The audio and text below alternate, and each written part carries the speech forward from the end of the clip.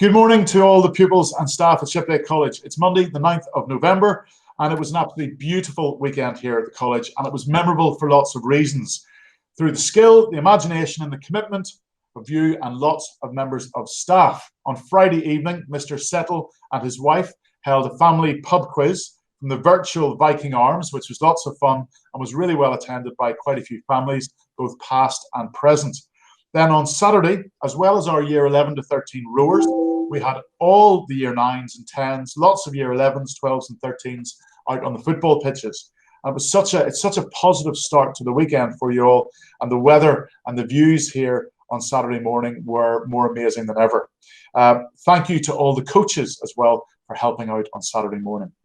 At the same time, in the Great Hall and around the site, we were running a virtual open day, which went down very well with all the parents and prospective pupils for potentially coming to the school next September. And we've already had lots of positive feedback from that. And yesterday, we had our live streamed remembrance service, which was outstanding. I don't know how it could have been any better. A huge amount of work went into actually recording and editing it, and my thanks to Mrs. Green and Mrs. Morgan from marketing. It's now been watched by over 650 families, and it was just what a service of remembrance should be. It was genuine, it was moving, and actually was quite inspirational in lots of ways. Thank you to lots of people, to the CCF cadets and staff, to the choir, to the brass band, to the chapel wardens, to Jack Dagg in year 7 for his beautiful solo Pie Jesu, for the Reverend Briggs for his role, and also to Elliot Jones in year 8 for playing the last post, not just in this service, but in 2 further remembrance services yesterday, the second of which I attended here outside the parish church, where I laid a wreath on behalf of the college. All I can tell you is that this weekend I have felt immensely proud of the efforts of so many staff and pupils here at Shipley. Over to you, Rev. Thank you very much, Mr. Howe. Good morning, everyone. Let me please add my thanks to everyone who was involved in any way with that service yesterday. Now more than 800 views on that particular service, so very, very good. Our prayers today are for the United States of America and for all of the countries represented by our pupils and staff. Let us pray. O God, by whose power alone we are enabled to live together as brothers and sisters, look upon the broken body of humanity and grant that wherever people meet in council for the ordering of the world, your Holy Spirit may bring them into unity and lead them into the way of peace. Through Jesus Christ our Lord. Amen. Thanks, Rev. On to some academic matters. In the business department, I would like to highlight some standout performances from the years 12 and 13 business students this term. So I'm delighted to announce that the following will each be receiving an engraved pen from Mr. Allhausen. You just go and pick it up from him. For displaying excellent organisational skills and overall quality of coursework, Maddie Aurora, Ben Ferguson, James Burgess and Finn Brown. And for excellent engagement in lessons and thorough preparation for assessments, well done to Tom Carpenter, Seth Looney, Sophie Murray, Will Taylor and Gina McKee King. In engineering, the Master of Scholars, Mr. Wilner, has asked me to let you know that the application window for the 2021 Arkwright Engineering Scholarships is now open. We were delighted that Hal McLaren was awarded one of these prestigious scholarships last month, and any budding Year 11 engineers in making an application should see Mr. Wilner in T&P classroom. In debating, a message from Mr. Player. On Wednesday, we're having the Year 10 Inter-House Debating Contest, a chance for you to win honour and glory for your house, and the inaugural trophy is waiting to be handed over to the first winners of this competition. The Year 9 competition a few weeks ago was superb, so I'm really looking forward to this. And can housemasters and tutors please remind all Year 10 that they need to be in the lecture theatre on Wednesday at 1 p.m. prompt for the contest to start. In sport, something to make all pupils in Mr. Rose's class aware of. Over the weekend, Southampton football team were for a short period of time top of the Premiership for the first time in their history. Last time they were top of the league was the old League One in 1988, and Mr. Rose apologises if he is unbearable in lessons today, which he says he will be. Unfortunately, by the end of the weekend, Southampton did actually end up in 4th position, however, with Leicester top of the league. But the main thing of this morning's assembly is to talk to you about our charity initiative this month called Rowvember. As many of you know already, this month we are running an event which, and the idea is that every member of the school rows 250 metres, which everybody can do, and donates £2.50. Row 250, donate 250. And we hope that every pupil and member of staff will take part. And what are we raising money for? Well, we have teamed up with a well-known charity called the Charlie Waller Trust, which supports and educates young people on teenage mental health.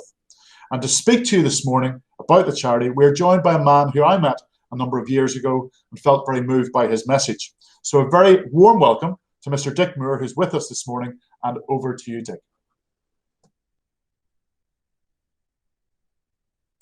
Good morning. Am I on? Brilliant, brilliant. It was interesting to hear about Southampton Football Club, and my first message is to say to Mr. Was it Rose, is that it'll all come crumbling down when they meet the mighty Fulham in a few weeks' time. But thank you, Mr. Howe, for inviting me to join you this morning. I feel very privileged to be here. For the rest of you, Mr. Howe and I met some years ago, and we've sort of been in touch at a distance in the intervening years. For my part, I was once upon a time an English teacher, a first 15 rugby coach, and a housemaster at Cranley School. But I left there, sadly, 32 years ago, which makes me, well, significantly older than Mr. Howe and probably even older than the Rev. But no, okay. So for the last, I then went on to run a co-educational day and boarding school down in Hampshire. And I did that for nearly 23 years. But for the last few years, I've been traveling around the country, talking to anyone who I can drag out of offices, classrooms, staff rooms, who will listen about my passion for the emotional and mental health of young people. Why? Well, I'll try and explain. Forgive me while I just get a new screen on. And I hope you've got that. Where did the interest come from? Well, there you go. So here is my family. I'm not showing you photo snaps all morning, I promise you. The older two of our boys on the right-hand side were both at Marlborough. Boo hiss, I'm sure. And the younger two at Bryanston, probably likewise. We have enjoyed the most wonderfully privileged life. The boys have at times been challenging, as I hope you are. But generally, we are a content, happy bunch. Close, but not too close. But, tragically, Barney, in the blue jumper, an ordinary bloke, a decent rugby player, averagely bright, popular, by all accounts quite cool, spiraled into a deep and dark depression soon after this photo was taken. And that was triggered, the sort of final straw was being dumped by a girlfriend. We tried to explain to him, as did his friends, as did various other people, that the emotional agony that he was in was actually normal and that it would not last forever because all emotional storms blow over eventually. But he wouldn't or couldn't listen or talk or lean on any of us. And 3 months later, he took his own life. Now, I know that some of you will have been through really painful grief, and others will be able to imagine what it's like. For my part, I wanted to know what I could, or perhaps should, have done better as a parent, or at least what I might have done differently to help Barney survive his particular emotional storm. I became an instructor for mental health first aid, and I joined up with the Charlie Waller Memorial Trust. Charlie, like Barney really, was a privileged and successful young man. He went from Radley to Durham and then into advertising. But in 1998, he too became deeply depressed, didn't confide in anyone, and also ended up taking his own life. And it is the trust built in Charlie's name that you have chosen to support through your amazing, wonderful Rowvember challenge. I really can't tell you how enormously grateful the trust is to Shiplake and for all your workers as a collective and as individuals in supporting the trust, in supporting its work to help young people struggling with their emotional and mental health.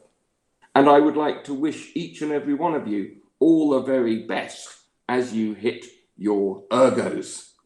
I'm told that everyone will be submitting a time, and I'm also told quietly that Mr. Howe is in serious training as he attempts to go under 39 seconds, which I believe was set by this bloke. Now, Dan, if you are out there, are you worried? Do you think Mr. Howe has a chance? I think you can relax. Anyway, a massive, massive thank you to you all. If I could ask one more thing of you, it would be this. When you're next feeling down or lonely or fed up or overwhelmed, talk to someone. You know, we're all vulnerable because vulnerability is part of the human condition. You over there, you're vulnerable. I'm certainly vulnerable. Your parents are vulnerable. Dan Hallsworth is vulnerable, and so's Mr. Howe. Even the Rev is vulnerable. And you know, the only thing that is weak about being vulnerable is when we are unable or unwilling to ask for help.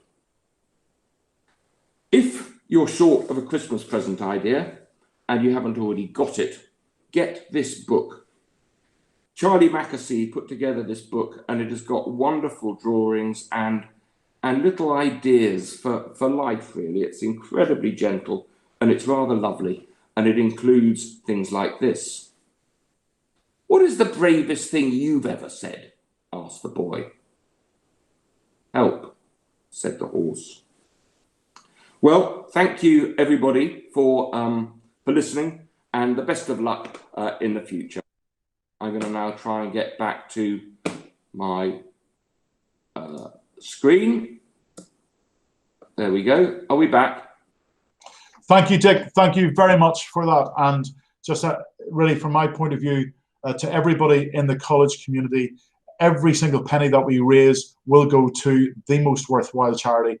And you know, people of your age will directly benefit from this. And it's really important that we do everything that we can to maximize the amount of money that we can raise. So that means that we will be reaching out to other schools, to your friends, anybody that has got access to a rowing machine, which is going to be tricky over the next couple of weeks, but anybody at school, for example, will have an ergo in their gym or school facilities. So we want to try and get as many people just doing the 250 meters, recording their time. What they can do is they can then post their time with their donation on our Just Giving page. And all of these details, including some of the details that Dick has shared with you this morning, we will be putting those up on the Headmaster's notice board. So as you walk past there and wait for your lunches, that you can have a little look and see some of the messages and reread some of the messages that he has given to us this morning. And it's just an amazing lesson in how you respond and react in such a positive way